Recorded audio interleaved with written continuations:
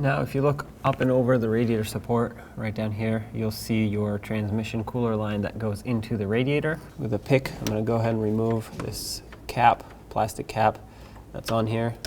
This locks a little clip in there, and the clip is what locks in the line. Okay, so pull that off, and right in here you'll see this little clip that you can use a pick and remove. Sometimes they go flying. We have a new one.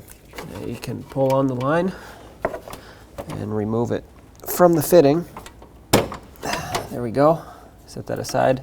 Some fluid might come out. Keep that in mind. Now you want to use a 19mm socket, slide it over the fitting, break it free, and unthread it from the radiator. Now keep in mind, coolant will come out, so we'll need to top it off afterwards. Remove the old fitting.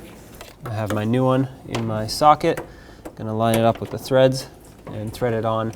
Now it does have an O-ring gasket on it, so you don't need to put any sort of thread sealer or anything like that on it. It kind of automatically seals up.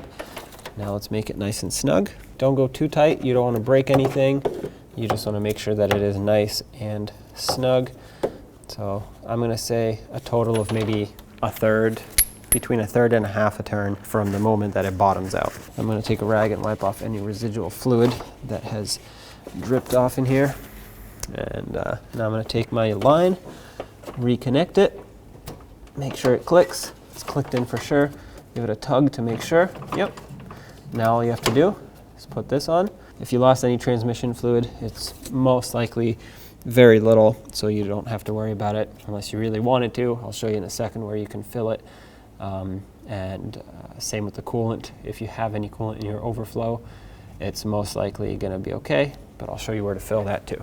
So for the transmission fluid, there's this fill plug, or it's not really a fill plug, it's a cap.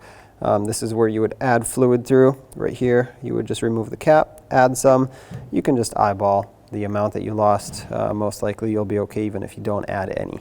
So next, coolant. Coolant you would add right here. My reservoir is full. It's actually very slightly above the full line, so I'm not even going to worry about it because it's going to go down right to the full line where it's supposed to be. But basically you would just add a little bit into your overflow. Make sure the cart is cold, not hot when you do this because there's pressure in there. So just add a little bit and you should be good to go.